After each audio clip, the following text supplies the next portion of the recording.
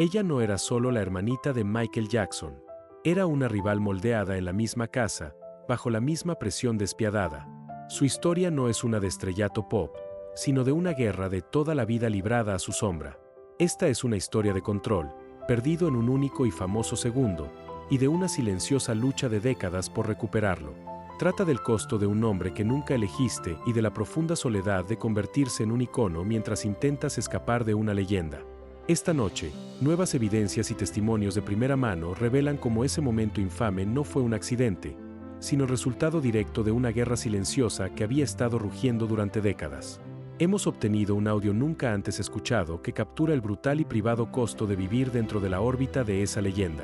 Esta es la historia de cómo un único segundo fue planeado, quien pagó el precio de verdad y el encubrimiento de décadas que siguió. El foco de luz recortó a Janet Jackson de la oscuridad, una figura solitaria en el centro de una tormenta de movimiento sincronizado. En el escenario durante la gira Rhythm Nation, era un estudio de dominio absoluto, cada ángulo afilado de su coreografía cortando el zumbido industrial de la música. El sudor brillaba en su piel bajo las duras luces blancas, y el rugido de la arena era una fuerza física, un maremoto de adoración estrellándose contra el escenario. Su rostro, capturado en un haz de primer plano, era una máscara de feroz concentración, impenetrable, perfecta, un testimonio de años de ensayos obsesivos. Esto era el control hecho manifiesto, una mujer que había tomado la narrativa de su propia carrera y la había forjado en un espectáculo de puro poder. Entonces, cayó el telón. El rugido ensordecedor colapsó en un vacío de silencio entre bastidores, un corredor hueco iluminado por el fantasmagórico zumbido de luces fluorescentes. Janet permaneció sola, los ecos de la actuación aún vibrando en sus huesos, la adrenalina menguando para dejar una fría y familiar quietud. Una chaqueta de estilo militar descartada yacía arrugada sobre una silla, y sobre una mesa de maquillaje, las toallitas desmaquillantes estaban manchadas con el negro y plateado de su personaje escénico. En la quietud, el único sonido era el murmullo lejano y apagado de la multitud que se iba, un recordatorio del mundo que existía justo más allá de la cuerda de terciopelo. Su reflejo en el espejo mostraba no al icono, sino el agotamiento, la profunda soledad que persistía después de que la última nota se desvaneciera. Su mirada cansada se desvió hacia un pequeño televisor parpadeante en la esquina, su volumen silenciado. En la pantalla, se reproducía una filmación granulada, su hermano, Michael, en su mejor momento de thriller, moviéndose con una gracia sobrenatural que había hipnotizado al planeta. Un texto informativo se desplazaba abajo, su texto un análisis frío y comparativo. ¿Rivalidad entre hermanos Jackson? ¿Quién domina realmente el pop? En el resplandor azul de la pantalla, el peso descendió. No era la envidia lo que tensaba sus facciones, sino un profundo y cansado reconocimiento. Incluso aquí, en la cima de su propio triunfo arduamente ganado, su imagen estaba enmarcada dentro de la sombra de un legado que nunca pidió, un apellido que resonaba más fuerte que cualquier música que ella pudiera crear. Esa sombra nació años antes, en una casa estrecha en Gary, Indiana, donde el aire era espeso con el olor de la desesperación y el implacable golpeteo de una línea de bajo. Janet Tamita Joe Jackson entró al mundo en 1966, no en una cuna de celebridad, sino en un campo de entrenamiento. Sus primeros recuerdos no eran de canciones de cuna, sino de la mirada severa de su padre, Joseph, entrenando a sus hermanos mayores con precisión militar en la sala de estar convertida en espacio de ensayo. Mientras The Jackson 5 practicaban escapar de la pobreza a través de progresiones de acordes, la joven Janet observaba desde la periferia, un testigo silencioso de una infancia siendo sacrificada en el altar de la ambición. Los muebles estaban gastados, el espacio era reducido para 9 niños, y una tensión palpable, un miedo a la disciplina del patriarca, colgaba más pesada que cualquier cortina. La mudanza de la familia a California fue un borrón de luces de estudios de televisión y fans gritando, un torbellino surrealista que transformó a sus hermanos, especialmente a Michael, en propiedad pública. A través de los ojos de una niña, Janet observó cómo un hermano comenzó a separarse del grupo, su talento singular atrayendo el foco de cada cámara y cada grito hasta convertirse en el centro de su propia fuerza gravitacional. Los flashes que iluminaban a la familia ahora parecían orbitarlo solo a él, arrojando al resto a una sombra contrastante. En el caótico resplandor de esta nueva fama, el rol de Janet se solidificó, la hermana silenciosa en el fondo, ya entendiendo, en algún nivel instintivo, que una profunda y permanente división estaba siendo grabada en su mundo compartido.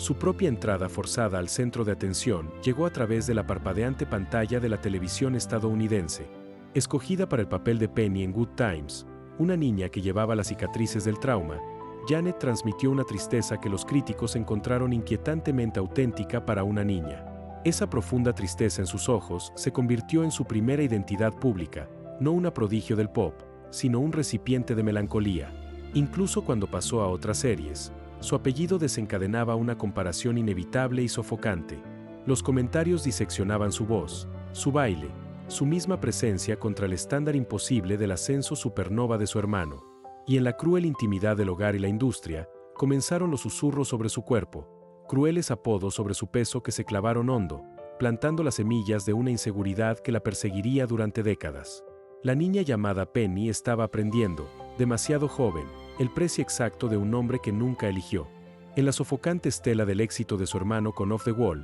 mientras el mundo contenía la respiración ante la inminente tormenta de Thriller, Janet, de 16 años, fue conducida a un estéril estudio de grabación no como una artista, sino como un producto. Su padre Joseph y los ejecutivos de la discográfica, oliendo una oportunidad para capitalizar el apellido Jackson, elaboraron su álbum debut homónimo con una precisión clínica y de línea de montaje. Se seleccionaron temas de pop bubblegum, se fabricó una imagen azucarada, y la propia Janet se convirtió en un maniquí dócil, su voz superpuesta a arreglos sintéticos que se sentían tan huecos como las sonrisas promocionales que le enseñaron a dar. Lanzado en 1982, Janet Jackson fue empaquetado y promocionado no por sus propios méritos, sino como una curiosa nota al pie: la hermana de Michael Jackson da su paso. El público lo recibió con un encogimiento colectivo de hombros. Los discos acumularon polvo en las estanterías, y las reseñas la desestimaron como una pálida imitación, un fantasma intentando cantar en una casa construida por el genio de su hermano. Para Janet, el fracaso fue una fría y pública confirmación, un producto de marca que nadie quería, su primer intento de una voz propia tragado por completo por la misma sombra que intentaba escapar. El aguijón de ese primer fracaso persistió como un miembro fantasma, pero la máquina de las expectativas, alimentada por el apellido Jackson, no se detuvo. 2 años después, en 1984, una Janet de 18 años fue empujada de vuelta al estudio para Dream Street,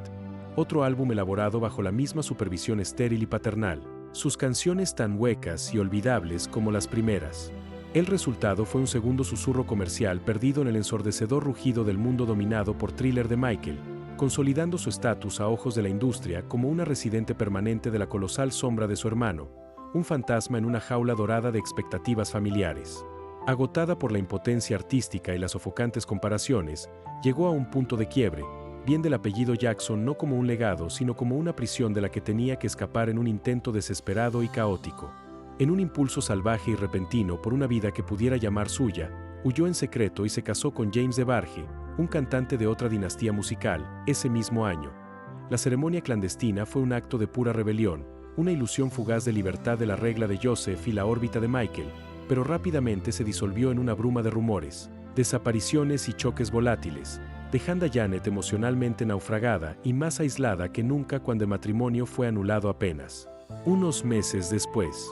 La rebelión había terminado no con un estruendo, sino con el frío golpe administrativo de una anulación en 1985. La escotilla de escape de su matrimonio con James DeBarge se había cerrado de golpe, dejando a Janet varada en una ruina mucho más desolada que la dorada jaula de la que había huido, un paisaje de humillación pública y ruina privada, plagado por las ausencias de James alimentadas por las drogas y el amargo residuo de sus constantes enfrentamientos. Regresó a la mirada del mundo no como una mujer liberada, sino como una lección moral, su rostro en los flashes de los paparazzi pálido y demacrado tras gafas de sol enormes, un retrato de un alma desnuda. Los susurros, sin embargo, se volvieron más fuertes que el silencio, transformándose en un rumor persistente y no verificado que se enroscaba a su alrededor como un espectro. Un embarazo secreto, un hijo dado en adopción, un capítulo oculto de trauma enterrado bajo los titulares de los tabloides que gritaban escándalo en la familia Jackson. A los 20 años, se encontraba en una encrucijada desoladora, 2 álbumes fallidos, un matrimonio fallido, su nombre un sinónimo de colapso público, todo mientras la sombra de la divinidad de su hermano en la era de Thriller se extendía más larga e ineludible que nunca, un monumento a un éxito que no podía tocar y a una soledad que ahora comprendía en su forma más profunda y aislante. En medio de los escombros de su vida pública y privada, Janet tomó una decisión radical y contraintuitiva: desaparecer. En 1985, se retiró deliberadamente de la órbita asfixiante de Los Ángeles, su familia y la industria que la había definido solo como un producto fallido o un titular escandaloso, buscando refugio en el austero y gélido paisaje de Minneapolis. Allí, en un modesto y poco glamuroso estudio lejos de la mirada de su padre, comenzó a trabajar en secreto con los productores Jimmy Ham y Terry Lewis, dos forasteros no contaminados por las expectativas de la dinastía Jackson. Por primera vez, la materia prima de su vida, los años de comparación sofocante,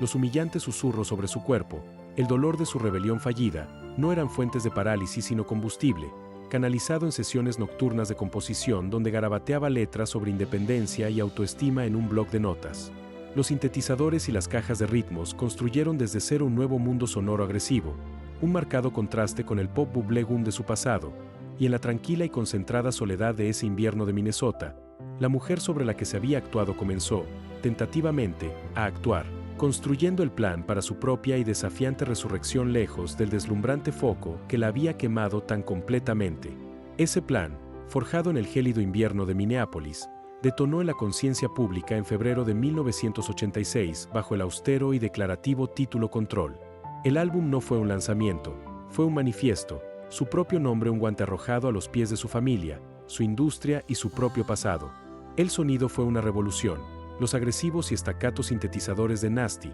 el desafiante y traqueteante ritmo de What Have You Done For Me Lately, un mundo sonoro alejado del pop empalagoso de su cautiverio anterior, dominando instantáneamente las ondas de radio y las pantallas de MTV.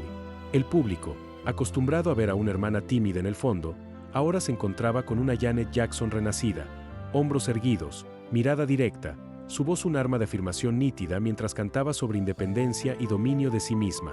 El triunfo fue sísmico, catapultándola a lo más alto de las listas y finalmente tallando un espacio para su nombre más allá de la hermana de Michael, pero este control tan difícilmente ganado engendró su propio fantasma implacable, una obsesiva y punitiva obsesión por la perfección.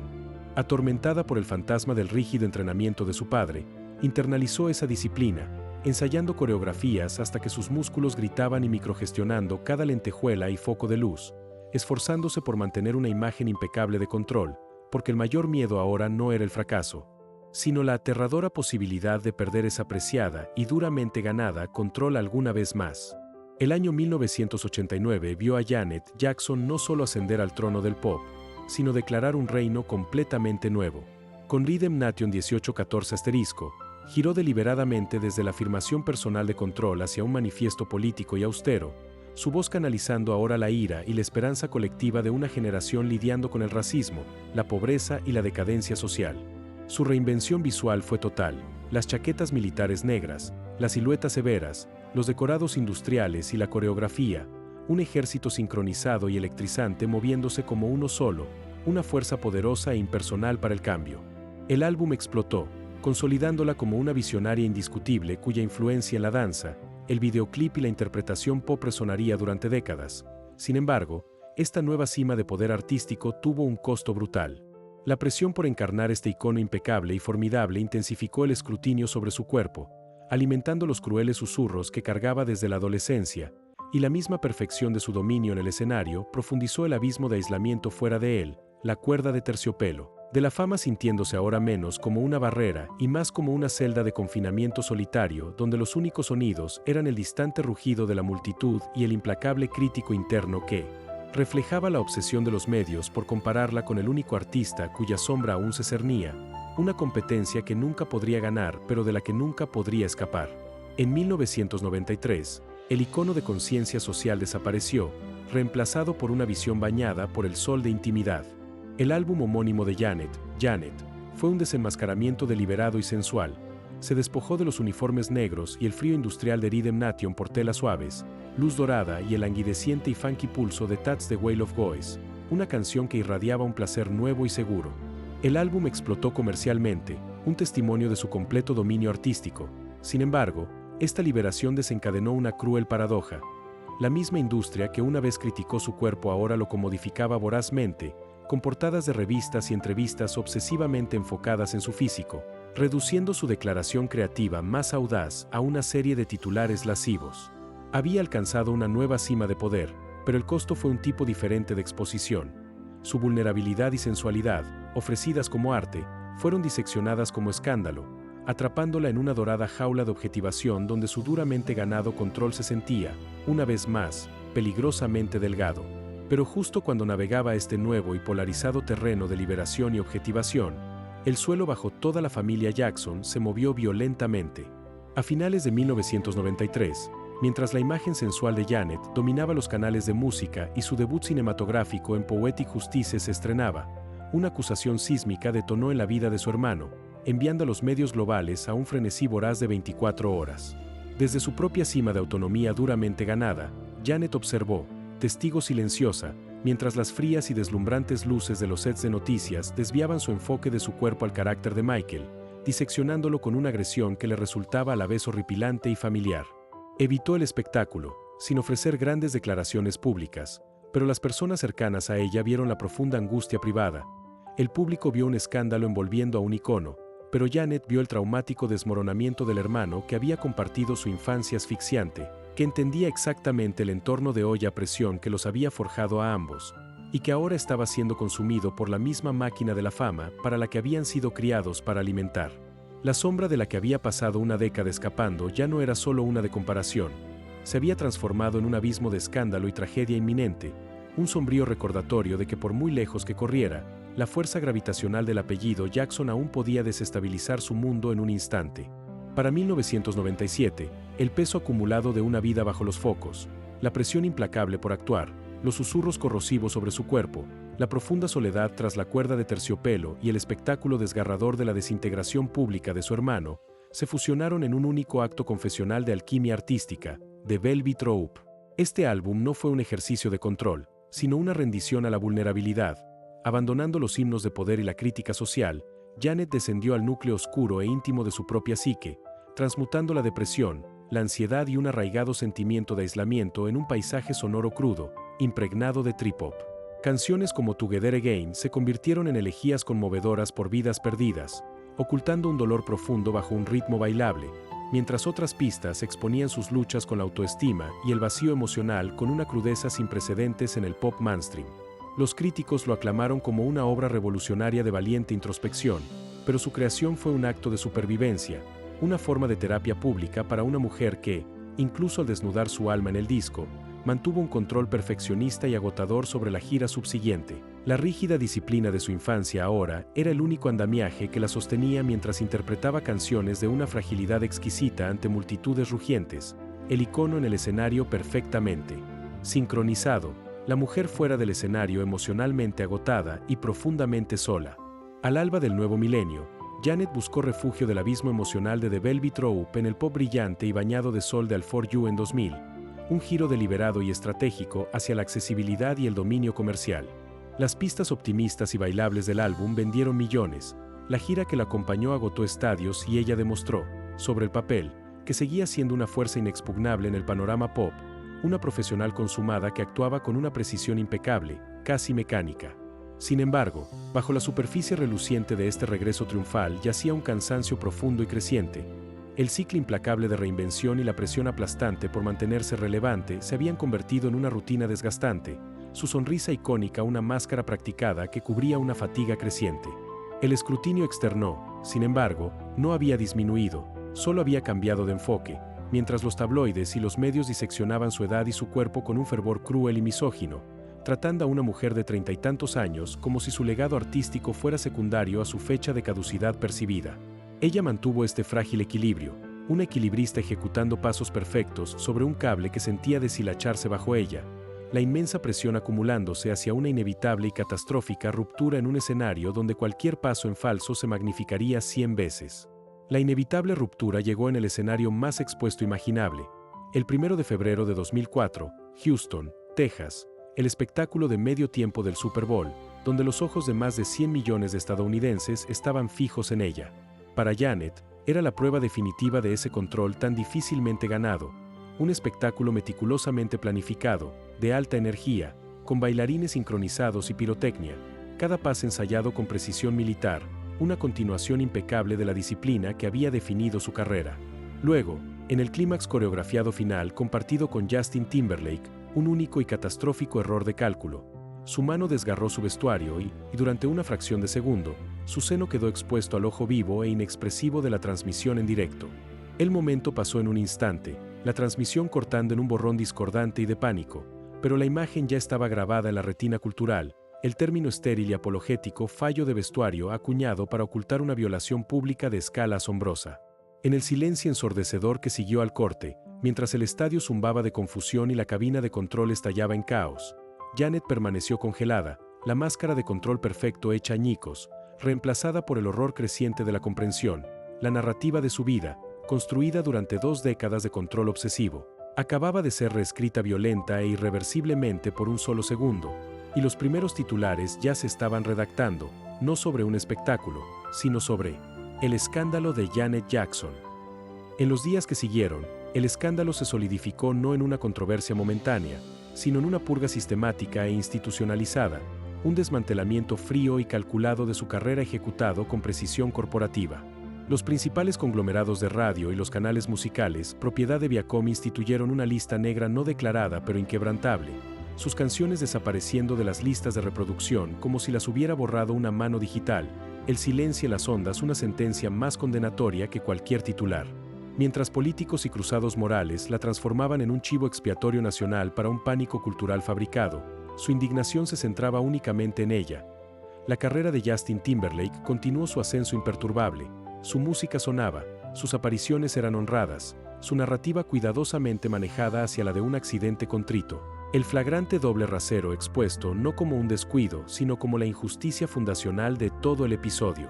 Las invitaciones fueron rescindidas, los patrocinios corporativos se disolvieron y Janet quedó aislada en el ojo de esta tormenta fabricada, sus repetidas disculpas encontrando solo una renovada condena, mientras la industria que la había construido ahora le daba la espalda unificada e implacable, demostrando que el control por el que había luchado toda su vida podía ser arrebatado en un instante por una maquinaria mucho más poderosa que cualquier intérprete. Sin embargo, incluso mientras la maquinaria de la industria pulverizaba su nombre, Janet siguió adelante, desafiante, lanzando su álbum Damita Jo en marzo de 2004. El proyecto fue una declaración deliberada y más tranquila, un giro hacia un sonido más íntimo, impregnado de R&B, donde cantaba sobre sensualidad y confianza, una suave reafirmación de su yo artístico frente a la ejecución pública. Algunos críticos, escuchando a través del ruido del escándalo, elogiaron su musicalidad y su madurez vocal, pero sus palabras quedaron sin sentido ante el silencio comercial impuesto por la lista negra.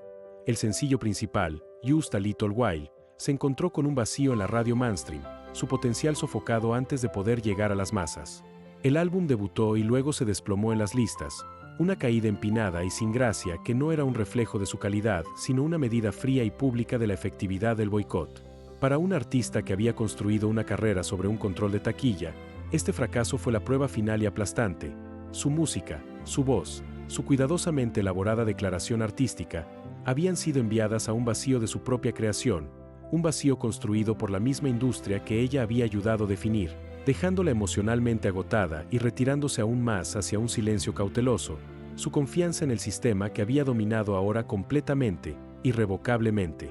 Destrozada. Su aislamiento, ya profundo por el sabotaje profesional, se vio ahora agravado por una tragedia separada y paralela que observó desarrollarse con una empatía impotente: la desintegración pública y psicológica de Michael Jackson a mediados de la década de 2000. Desde su propio exilio privado, Janet observó a través del frío medio de las noticias televisivas, imágenes granuladas de paparazzi de su hermano luciendo frágil y desorientado, protegido por sombrillas, titulares de tabloides gritando sobre su comportamiento extraño y su creciente dependencia de los medicamentos recetados. Ella entendía las raíces de su desmoronamiento mejor que cualquier psiquiatra o periodista podía, la misma presión asfixiante de su infancia, la misma jaula de la fama global que había deformado sus vidas, ahora lo consumía en un espectáculo en cámara lenta de colapso personal y legal. Este doble testimonio, del asesinato de su propia carrera y del trágico descenso de su hermano, profundizó su sensación de estar atrapada dentro del legado Jackson, confirmando sus peores temores sobre su costo y aislándola aún más en una comprensión melancólica de que ambos, a su manera, estaban siendo destruidos por la misma máquina que los había convertido en íconos. 2 años después, en 2006, Janet intentó una resurrección no a través de la reinvención, sino a través de la nostalgia, lanzando el álbum Asterisco 20O como un eco deliberado de su gran éxito de 1986, Control.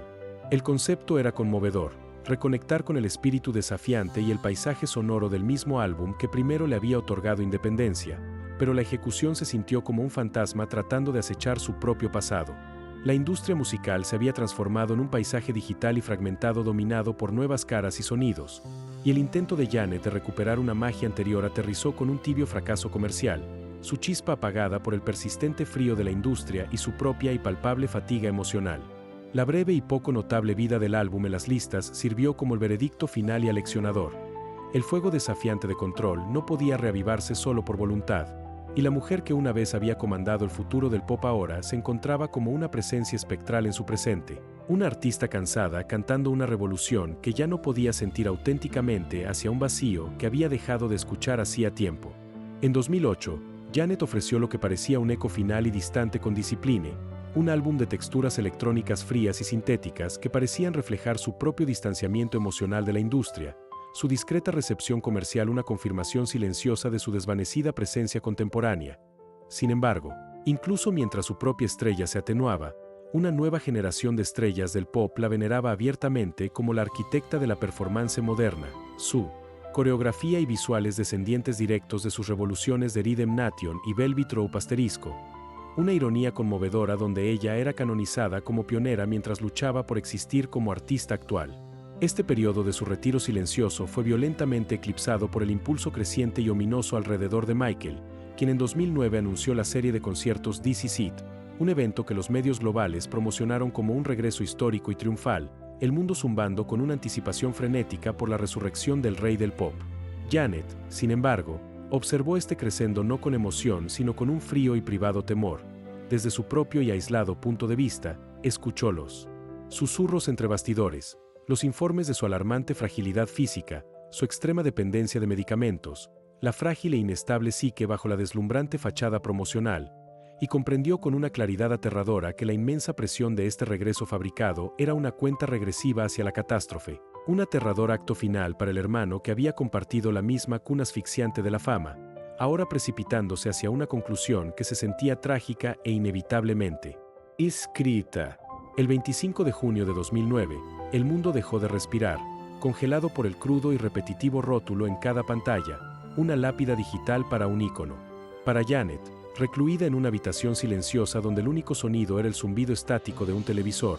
la noticia no fue un evento global sino una catástrofe personal,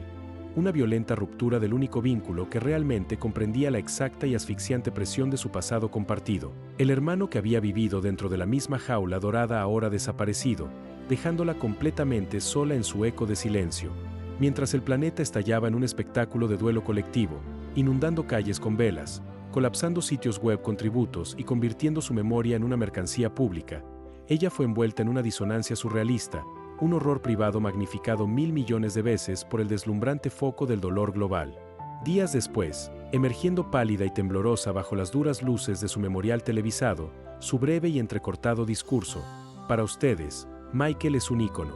Para nosotros, Michael es familia, se convirtió en la desgarradora destilación de todo el conflicto de su vida, un momento público que solo subrayaba el insalvable abismo entre la leyenda mitificada del mundo y su íntima y complicada pérdida del compañero superviviente que había compartido sus pesadillas infantiles. En el asfixiante periodo posterior al memorial público, Janet ejecutó la única forma de control que le quedaba, una desaparición sostenida y deliberada. La implacable vorágine de titulares diseccionando el patrimonio de Michael y el grotesco espectáculo de su legado siendo disputado se convirtieron en un mundo del que simplemente se retiró, retirándose a un exilio autoimpuesto que fue menos una pausa que una profunda y geográfica obliteración. Pasaba largas temporadas en Europa y Medio Oriente, su imagen reducida a la ocasional y granulada foto de paparazzi de una mujer con ropa informal, no reconocida en un mercado extranjero o caminando sola por un parque, la energía frenética de Hollywood reemplazada por el profundo silencio de calles anónimas. Esto no fue una pausa en su carrera, sino una búsqueda activa y desesperada de la normalidad que le había sido negada desde la infancia, una vida donde su horario era suyo, sus pensamientos eran privados y los únicos ojos sobre ella eran los de extraños que veían no a un ícono, sino solo a otra mujer saboreando el simple y no observado lujo del silencio, sanando finalmente los traumas acumulados de la exposición, la pérdida y la ejecución pública en la bendita y resonante paz de no ser vista. Entonces, en 2012, el silencio se rompió con un anuncio silencioso y sísmico. Janet Jackson se había casado en secreto con Wissam Almana, un multimillonario catarí cuyo mundo estaba definido por la discreción y la distancia del deslumbrante implacable de Hollywood. Este no fue un gran romance para los tabloides, sino una alianza estratégica y simbólica, una construcción final y definitiva de una vida más allá de la cuerda de terciopelo. Almana representaba la antítesis última de su pasado, una riqueza inmensa y autosuficiente que la liberaba de presiones comerciales, y una existencia ferozmente privada dividida entre Londres y Doha, ciudadelas muy alejadas de las calles asfixiadas por paparazzis de Los Ángeles. Por primera vez en décadas, las raras y granuladas fotos de paparazzi mostraban a una mujer relajada, su rostro a menudo apartado de la cámara no por miedo, sino por una indiferencia dominada, llevando bolsas de compras en calles anónimas, la opulenta quietud de sus nuevos hogares una fortaleza contra el caos del que había escapado. Este matrimonio fue su acto más profundo de desaparición, no en la sombra, sino en una paz elegida y fortificada, una vida donde finalmente,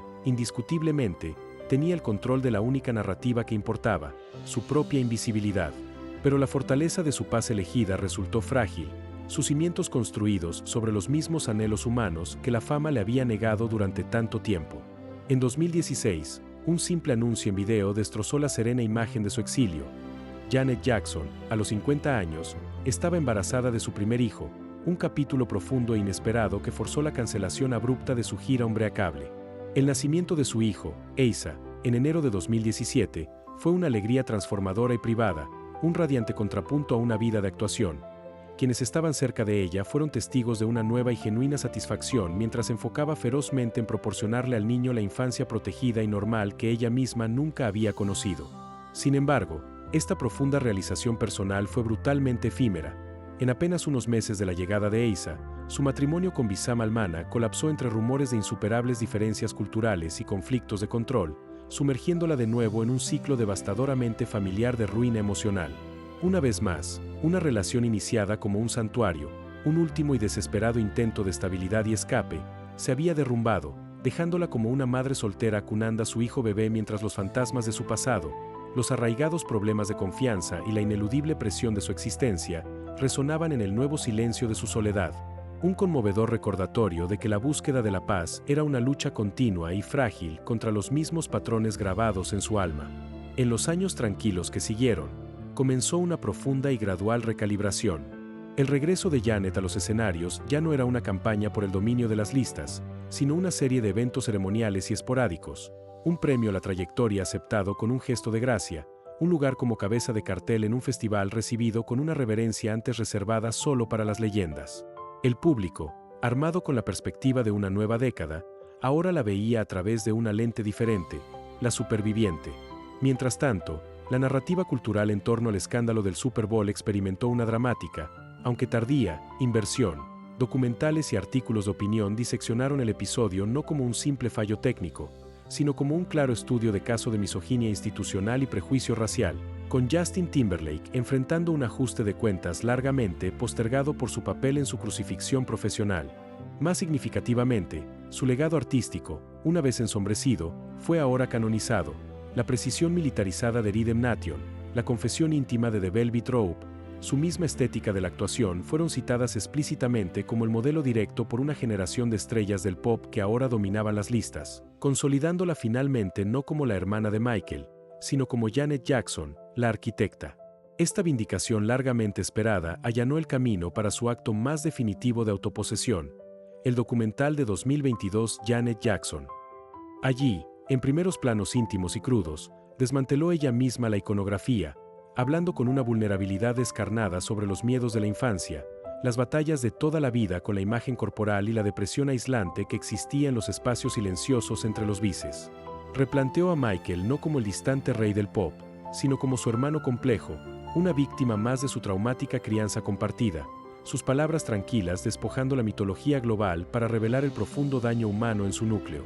Este proyecto fue su narrativa final y autoritativa, no una entrevista, sino una confesión y una reivindicación, la herramienta con la que tomó la pluma para escribir el último capítulo veraz de su propia historia, transformándose de sujeto de una biografía en su única autora. Esa autoría alcanzó su conclusión simbólica definitiva en 2026, cuando la muy publicitada biopic Michael se estrenó con gran fanfarria mundial, prometiendo la historia definitiva de la saga familiar Jackson. Tanto el público como la crítica notaron una ausencia conspicua y resonante. Janet Jackson no era un personaje en la película. Los informes confirmaron que fue su propia elección deliberada, una petición de ser omitida de la narrativa que había pasado una vida tratando de escapar. Este gesto silencioso fue su acto final y pacífico de separación, no un borrado, sino una declaración tranquila y poderosa de que su historia ya había sido contada, en sus propios términos. Después de una vida de ser definida por el peso de un apellido, de luchar por un espacio dentro de una leyenda familiar, eligió, al final, simplemente salir de su marco, dejando atrás la sombra y parándose, completamente, en la luz de un nombre que había forjado para sí misma, Janet. Cuando pasen los créditos finales de la historia, Janet Jackson permanecerá aparte, una figura solitaria recortada contra el colosal y brillante monumento del apellido Jackson. Su historia es el doble registro de una vida vivida bajo la deslumbrante mirada pública. Una columna enumera los álbumes revolucionarios, las actuaciones icónicas, la influencia cultural que esculpió el pop moderno. La otra, oculta en el espacio negativo, contabiliza el costo, la infancia perdida por la ambición de un padre, los susurros corrosivos sobre su cuerpo, la profunda soledad detrás de la cuerda de terciopelo, la humillación pública que casi la borra, y la dolorosa y empática pena de ver a su hermano ser consumido por la misma maquinaria que los hizo. La ironía definitiva es que la misma fama que luchó por escapar y que casi la destruye es ahora la lente a través de la cual el mundo finalmente la ve no como un apéndice, sino como la arquitecta. La chica de Gary, que aprendió el miedo antes que sus escalas, finalmente enseñó a una generación cómo moverse, cómo actuar y, en sus momentos más valientes, cómo ser vulnerables y desafiantemente humanos. Su victoria, entonces, no es una de conquista, sino de un equilibrio tranquilo y duramente ganado. Se encuentra no en el rugido de una arena, sino en el silencio sagrado que guarda para su hijo, en los compromisos selectivos que asume enteramente en sus propios términos, y en la distancia pacífica que mantiene de la maquinaria narrativa de una saga familiar. La imagen duradera ya no es la de una estrella del pop dominando un escenario, sino la de una mujer que ha trascendido esa única definición, una artista, una madre, una superviviente, un símbolo de resiliencia que soportó las presiones inhumanas de la fama y emergió, no ilesa, pero sí erguida. Janet Jackson pasó una vida sobreviviendo al apellido más famoso del mundo, y al final, logró escribir su propio nombre junto a él, en letras igual de audaces, igual de permanentes y finalmente, completamente suyas.